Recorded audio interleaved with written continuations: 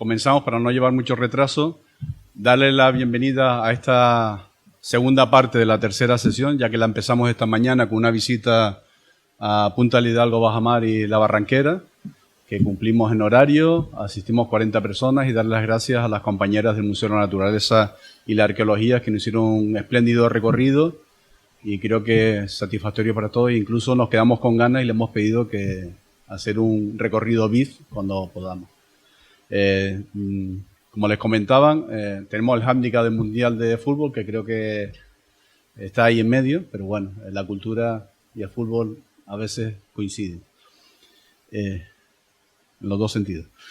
Bien, darle la presidenta, voy a presentar a la moderadora de la mesa, Carmen Rosa Pérez Barrios, conocida sobre todo en el sur de Tenerife, doctora en Historia, profesora de instituto, jubilada, muy a su pesar, como comenta, con más de 20 publicaciones, sobre todo en la parte del sur de Tenerife, que es una experta y además de compañera, y me considero amigo, aunque no fui alumno suyo, no tuve ese placer, pero ahora lo soy. Y sin más, le damos la venia para que empiecen ya los ponentes de la tarde.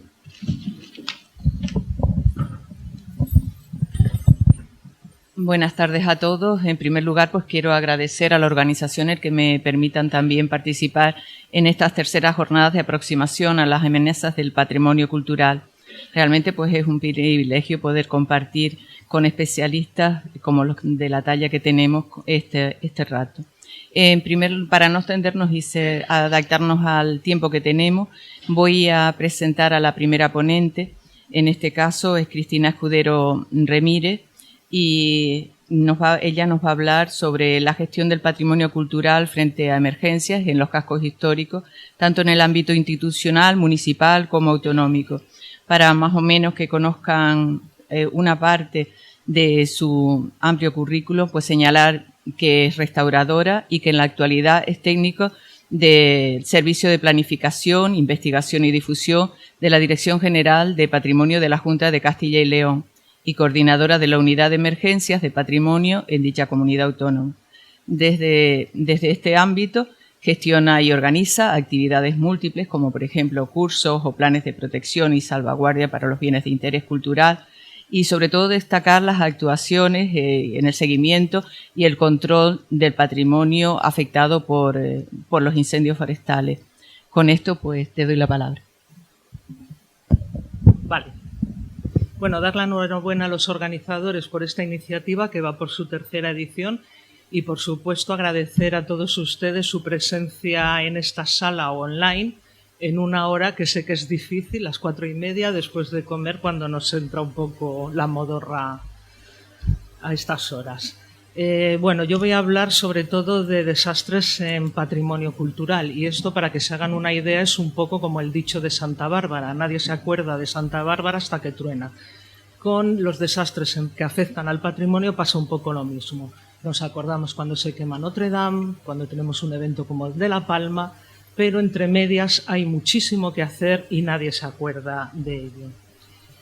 Evidentemente, cuando un desastre golpea un territorio, hay una serie de prioridades y la principal, y creo que aquí estaremos todos de acuerdo, es la vida de las personas y su bienestar.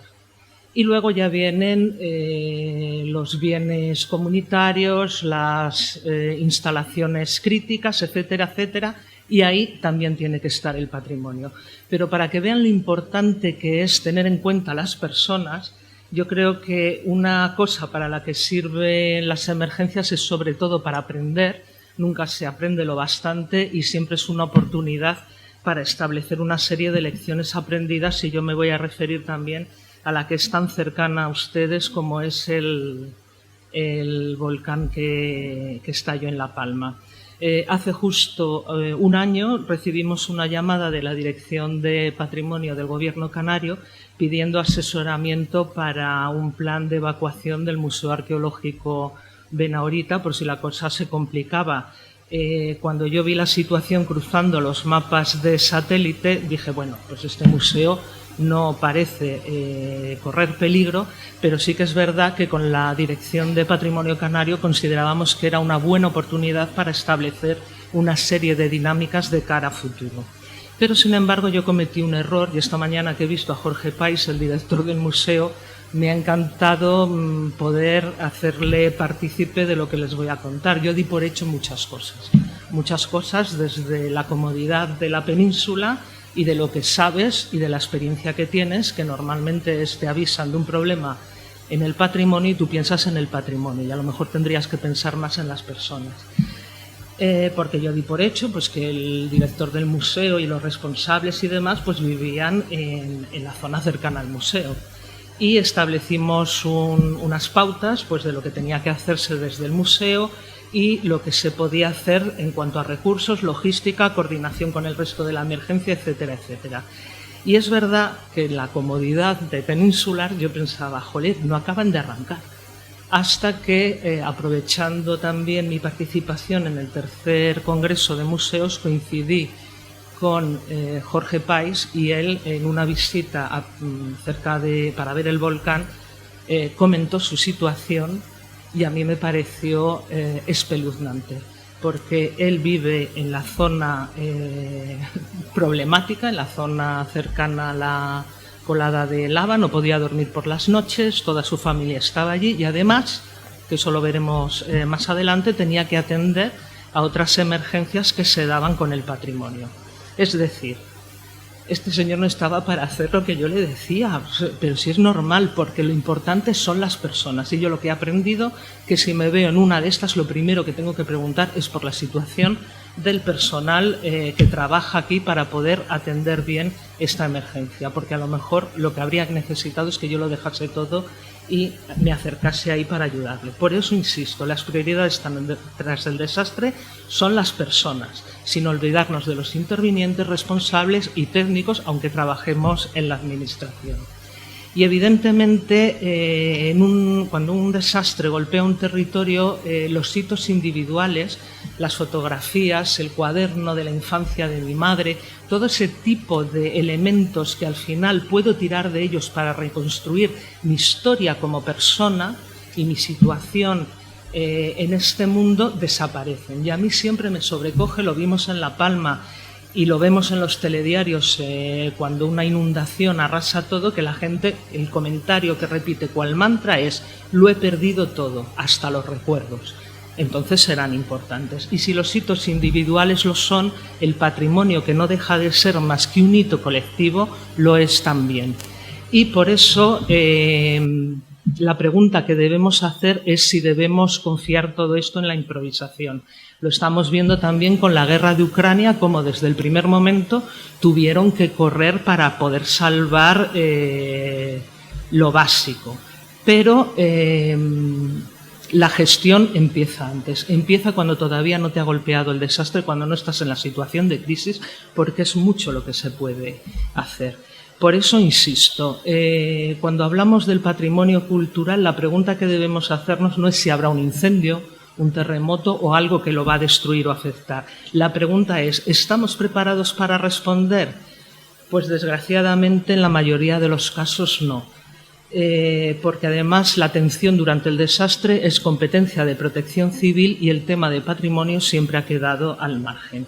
Insisto, la planificación es la solución lógica para la protección de nuestros recursos culturales frente a situaciones como esta, porque aquí no queda encomendarse a la Virgen, porque igual la Virgen, o al menos su imagen, también tendrá que ser salvada. Y las instituciones internacionales no tienen muy claro. El impacto psicológico de la pérdida del patrimonio durante un desastre es brutal. Yo recuerdo el terremoto de 2017 de México, que afectó al patrimonio de una manera brutal, haciendo el seguimiento en las redes sociales, donde muchas veces los comentarios de la gente te dan muchas pistas y pautas de lo que estaba pasando. Me impactó mucho un señor mayor que decía: estoy destrozado porque he visto que desaparecía aquello que estaba antes de llegar yo a este mundo y aquello que deberían haber disfrutado mis hijos y los hijos de mis hijos. Por eso, si el impacto psicológico es tan importante, la recuperación de este patrimonio después del desastre lo es mucho más. Porque la recuperación del patrimonio tiene un efecto catártico sobre la población, precisamente como ese hito común a todos nosotros, y por eso es también muy importante. Ya hablando de riesgos, por aquí a lo largo de la jornada ha salido, pues tenemos los riesgos cotidianos, es decir, aquello que socava el patrimonio por efectos acumulativos, como puede ser una humedad que me está afectando constantemente a un muro. Si no lo soluciono, al final, por falta de mantenimiento, al final tengo una situación de urgencia que si no la solvento igual acaba siendo una emergencia. Pero cuando hablamos de emergencias son aquellos riesgos súbitos o sobrevenidos, que es el campo que yo hablo. Por eso los riesgos cotidianos hablamos de conservación preventiva y en emergencias es una situación de peligro o desastre que requiere una atención inmediata. Supone un riesgo y un peligro para el bien y para el público y por eso deben considerarse prioritarios. Y en numerosas ocasiones requieren la participación de los servicios de emergencias como bomberos, policías, militares, etcétera. Por eso, llegados a este punto y porque me interesa más la reflexión, vamos a empezar con una historia que ocurre en un pequeño pueblo de mi comunidad de apenas 26 habitantes, donde un día, aquí ven esta iglesia tan elegante, mejor dicho una noche, porque parece que todas estas desgracias ocurren por la noche, empezó a arder la cubierta. Yo lo llamo mi pequeña Notre Dame porque fue lo mismo que Notre Dame, pero en otra escala. Esta cubierta estuvo ardiendo más de 17 horas seguidas y tuvieron que acudir bomberos de 3 parques de los alrededores. Y era una iglesia que estaba bien conservada. La cubierta se había renovado apenas 7 años y después de todo ese incendio, de esa noche pavorosa, la situación fue la que ven ustedes en la imagen. Y este era el momento para haber hecho una actuación de emergencias en patrimonio. Es decir, haber estabilizado esta torre con apeos, lanzar una lona impermeable sobre la cubierta, etcétera, etcétera. Pero las cosas no son tan fáciles. Sabrán que tenemos bienes de interés cultural, que es la máxima figura de protección para el patrimonio en el Estado español, y el resto, que son los elementos del patrimonio cultural que forman parte del inventario. Y en esos yo no puedo actuar si el propietario, en este caso la Iglesia Católica, no me autoriza. Por lo tanto, aquí no se actuó, insisto, con una actuación de 4 a 6 días podríamos haber evitado mucho, porque este año llovió mucho, nevó mucho y al cabo de un mes y medio apenas, lo que quedaba de la torre se vino abajo. Y no solo eso, golpeó sobre una de las bóvedas, como ven en la imagen, y además arrastró a un retablo que había apoyado en este muro, ven perfectamente el perfil. Es decir, por no haber tomado las más mínimas precauciones, la situación se complicó muchísimo, los costes de la intervención se dispararon y la población, esos 26 habitantes que son los héroes de esta historia, sufrieron un verdadero calvario con el obispado en contra y si esta iglesia se mantiene en pie es gracias a ellos. Porque lo que ellos repetían sin parar es si perdemos la iglesia, perdemos el pueblo. Y fueron todos a una como Fuentovejuna. Porque lo que hay que tener en cuenta es que el patrimonio trasciende las creencias religiosas y otra serie de valores. Lo que esta gente ha perdido no es solo a la iglesia, ha perdido el escenario donde han transcurrido los hitos más importantes de su vida, donde han bautizado a sus hijos, donde han celebrado con amigos y familiares sus bodas y donde despiden a sus muertos. Y eso trasciende en las creencias religiosas. Por eso insisto, cuando un desastre golpea el patrimonio, la cosa no ha hecho más que empezar porque ahí los problemas se disparan. Entonces, ¿qué amenazas son las que pueden afectar a nuestro patrimonio? Pues evidentemente las que llamamos directas, cuando un terremoto te tira un edificio, cuando se quema, etcétera, pero luego vienen las indirectas, como hemos visto en el caso anterior. Pero hay otro tema bastante grave y que por eso se requiere la coordinación con los servicios de emergencia, que son los que denominamos daños operacionales. Lo que ven en la imagen es un grabado de Galicia de más de 4.000 años de antigüedad que estaba en una zona de incendio forestal. Las altas temperaturas del incendio no lo afectaron, pero esas marcas que ven sobre la superficie del grabado son producidas por la maquinaria que se utilizó para abrir un cortafuegos durante el incendio. Evidentemente, el operario que iba manejando la máquina no quería hacer daño. pero en medio de una situación tan complicada, si nadie le dice que eso está ahí o está georreferenciado y trabajamos conjuntamente, pasan estas cuestiones.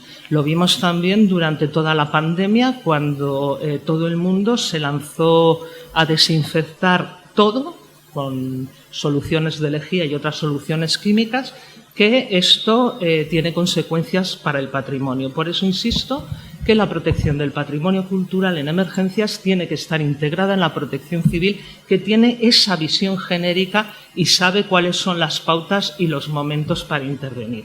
Vuelvo con mi pregunta. Creo que hasta ahora podemos ver que la pregunta es, ¿habrá alguna amenaza que nos afecte? No. La pregunta es, ¿estamos preparados para responder? Pues más vale que empecemos a ponernos las pilas.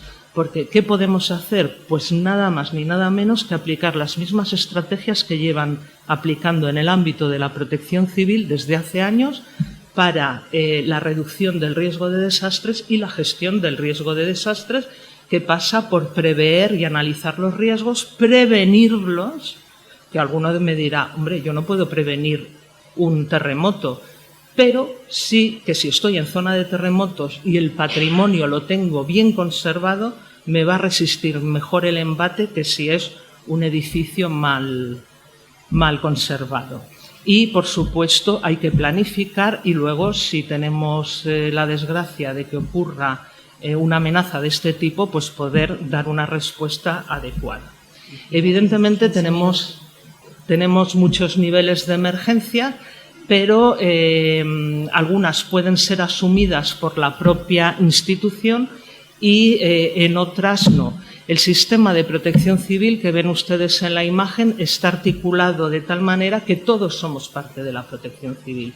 Y en el nivel más básico es donde los titulares de las instituciones, museos, archivos y tal, pueden hacer mucho y planificar la emergencia. Y cuando se ven superados ya a nivel local es cuando, digamos, se ayuda y se articula para poder solventar el problema, y cuando la situación es tan grave que se ve sobrepasada, pues ya a nivel autonómico y estatal se intervienen.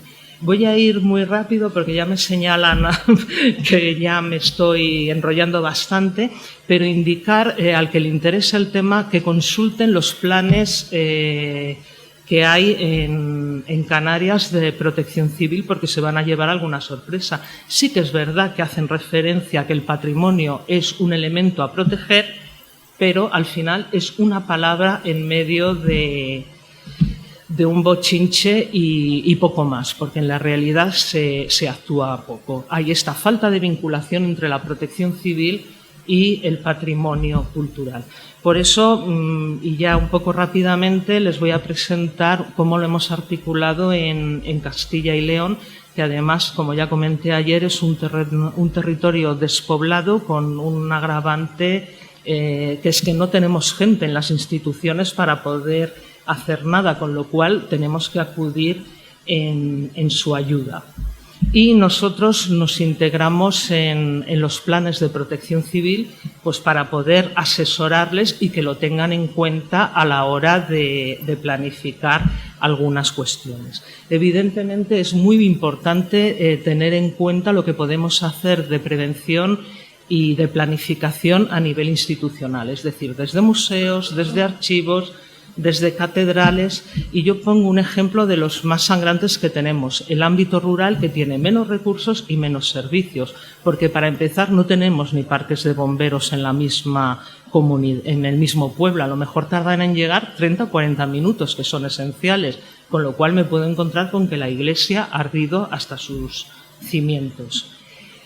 Y en este caso, además, teníamos un problema más grave, que era la falta de conectividad. Aquí se dio el caso de uno de los pueblos considerados más bonitos de España, Santiago de Peñalba, ya ven que es una maravilla, que también una noche se prendió fuego una de las casas del casco histórico, está declarado Vic como casco histórico, y no se pueden imaginar el drama que fue, porque no tenían cobertura para llamar a los servicios de emergencia. Es así de terrorífica la situación.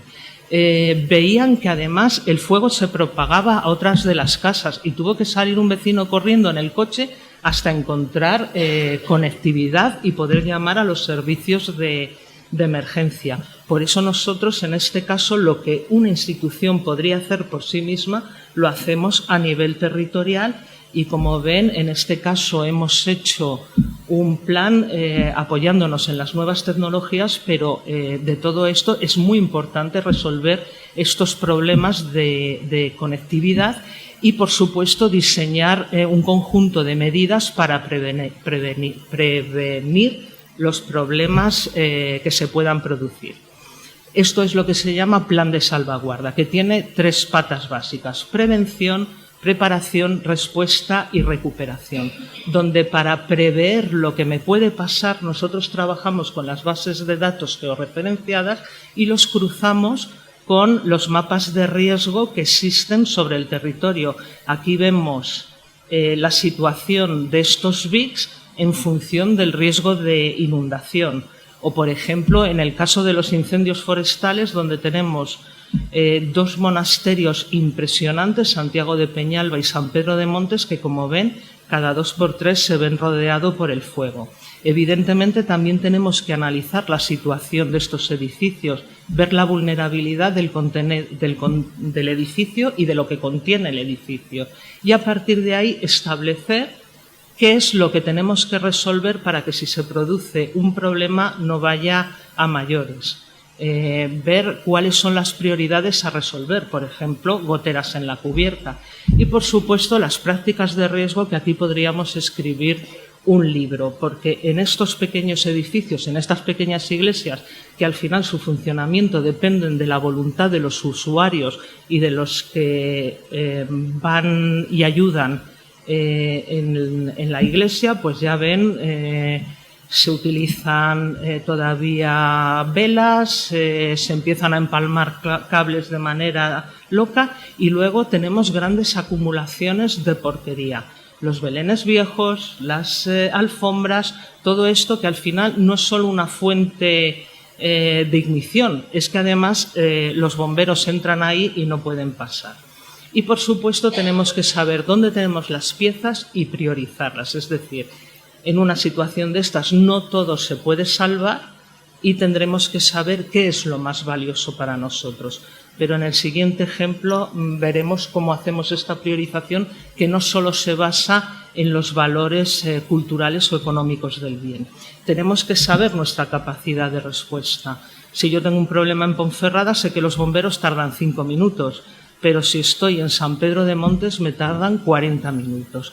Y por eso nosotros hemos trabajado codo a codo con los bomberos, que nos han acompañado en todas estas visitas técnicas, donde ellos han hecho su propio operativo, viendo cuáles son los caminos más cortos, y si ganamos 15 minutos eso es esencial, porque haciendo estos recorridos se dieron cuenta que algunas de las máquinas que tienen para actuar no cabían por ciertas calles. Con lo cual, en estos planes ya saben, tengo que llevar el camión pequeño, etcétera. Entonces estamos ganando tiempo para hacer todo este protocolo de actuación. Y lo más interesante de trabajar codo a codo, como en este caso con los bomberos de Ponferrada, donde estamos con ellos desde el 2016 con formación conjunta, es que hemos visto los resultados. Esta imagen tan dramática del 2009, yo ni siquiera había oído hablar de emergencias en patrimonio ni trabajaba en ello, y me acuerdo que vi la imagen y, como soy restauradora y muy pureta, me llevé las manos a la cabeza diciendo: madre mía, chorro de agua directamente contra un retablo, que es uno de los elementos que más lo afectan. Luego la realidad me ha enseñado que prefiero un retablo mojado que un retablo quemado. Por un retablo mojado puedo hacer cosas, el retablo quemado no. Pero en el año pasado, a las 8 de la mañana, el jefe de bomberos de Ponferrada me llamó: Cristina, ha habido un incendio en tal iglesia, también Vic, y el retablo se ha visto afectado. Yo lo primero que dije es: ¿está mojado el retablo? Y el hombre, con la boca pequeña, me decía: bueno, hemos utilizado menos de 50 litros de agua. Y yo dije: ¿qué? Y el hombre: ay, ¿te parece mucho? Digo: me parece poquísimo, creo que gasto yo más en la ducha. Este retablo se ha salvado gracias a los bomberos, que sabían cómo actuar para no provocar problemas mayores. y un tipo de trabajo que me parece muy interesante para ciudades como la de La Laguna, que es basado en las bases georreferenciadas de patrimonio. Yo traigo como ejemplo la ciudad de Segovia, también Patrimonio Mundial UNESCO, donde hemos hecho este ejercicio, donde ven señalado en este mapa todos los BICs de la ciudad. Los que conocen Segovia saben que tenemos un acueducto maravilloso, una serie de elementos y varias decenas de edificios renacentistas maravillosos, iglesias y demás, pero, insisto, hay que priorizar. Nosotros hemos cruzado esta base de datos con los mapas de riesgo y ven, ante el riesgo de inundación, aquí tengo un BIC que se me inunda. Es la fábrica de moneda, que todos los años tenemos un problema con ello. Pero claro, es un edificio construido para aprovechar la fuerza del río, no lo podemos evitar. Pero a lo mejor en la restauración se tenía que haber pensado por parte del equipo de arquitectos la problemática que existía. En situaciones donde recreamos daños mayores para la ciudad, lo que comento de lo que podemos hacer, como es la priorización, es muy importante. No solo sé lo que tengo, dónde lo tengo, sino además, como no puedo acudir a todo, tengo las prioridades de lo que es más importante. Y insistir, en Segovia tienen un acueducto impresionante, que es por lo que se le ha dado también la categoría de Patrimonio Mundial, y digamos, es el valor cultural más importante que tiene la ciudad. Pero aquí, que también ven que está priorizado con el número 1, tengo el Alcázar de Segovia, que sorprendentemente es el edificio más visitado después de la Alhambra. Y esto que ven aquí, bueno, esta virgen que ven aquí, es la Fuencisla, que si tú preguntas a los habitantes de la ciudad qué es lo más importante para ellos y lo más representativo, te dirán que la Fuencisla. Por eso yo tengo que tener en cuenta todas estas cuestiones a la hora de priorizar y no hacerlo desde un posicionamiento técnico. Y si hay una catástrofe que me abarca muchos monumentos de la ciudad, pues poder establecer un programa rápido con valoraciones, con estas fichas que tenemos sistematizadas, para establecer el triaje. Aquí en rojo ven lo que se ha visto más afectado respecto al verde que no lo ha sufrido. Y evidentemente nosotros desde el ámbito autonómico tenemos que dar respuesta a aquellos pueblos que no tienen nada, y en este caso me traigo, podría haber traído los últimos, pero me traigo el incendio de Ávila del año pasado, que también fue brutal. Esta es la base de datos cruzada con el área georreferenciada del incendio y ya ven que teníamos más de 20 elementos en el área del incendio, con lo cual tuvimos que desplegar rápidamente un equipo para valorar la situación de todos estos bienes, también con unas fichas específicas para la ocasión. Y ahora, para finalizar, que ya me están aquí señalando, pues las cosas que yo sé que son más espectaculares, como es la respuesta. No solo tengo que prevenir, tengo que planificar, sino tengo que tener capacidad de respuesta. Lo que están viendo aquí no es un terremoto, es lo que pasó cuando un rayo impactó en una iglesia pequeña de un pueblo de Valladolid y la onda expansiva tiró todos los retablos y ya ve que los restos tapizaron el suelo de la iglesia. Con lo cual, lo que hicimos fue aplicar todo aquello que habíamos ido ensayando y fomentando en los simulacros que llevamos a cabo.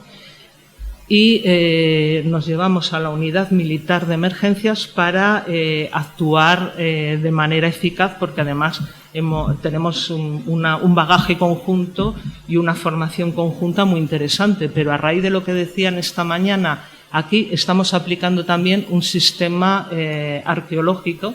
Si se fijan, estamos trabajando con un sistema de cuadrículas porque no lo puedes recoger a lo loco, sino de manera sistematizada para luego poder recomponerlo rápidamente. Y la buena noticia es que el obispado, después de estos 2 días de trabajo de recuperación sistemática de estos retablos, al final se ha podido abordar su restauración. Pero ya para finalizar, insistir que tenemos todavía más ámbitos como es el ámbito internacional. Europa tiene el Mecanismo Europeo de Protección Civil, que actúa también a petición de los países miembros para ayudar, y nosotros hemos incorporado toda nuestra experiencia en el proyecto Procalter, que les invito a ver en la web, porque se está pautando y sistematizando cómo se debe actuar en el patrimonio. Y para acabar, por fin, Felipe, vuelvo a mi ámbito rural y vuelvo a mis historias y a mis anécdotas, porque creo que al final es lo importante.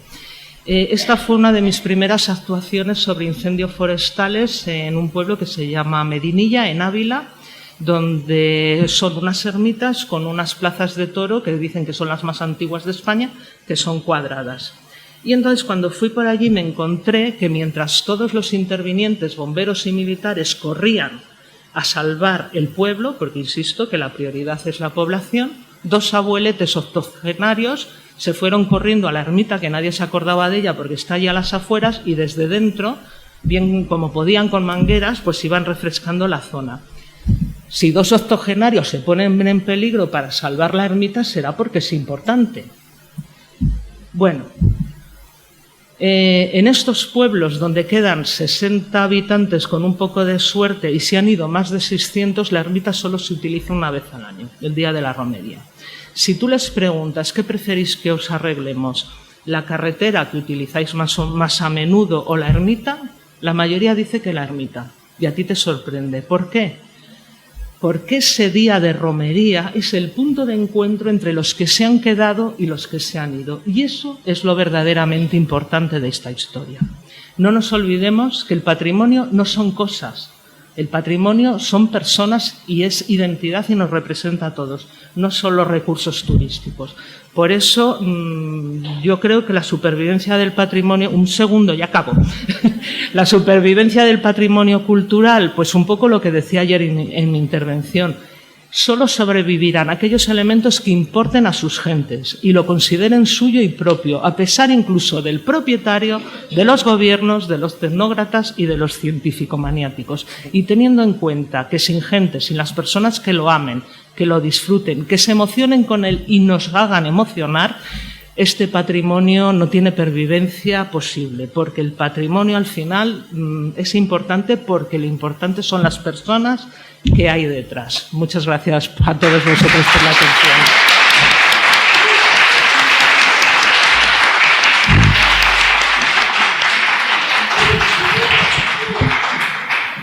Gracias, Cristina, por esta exposición.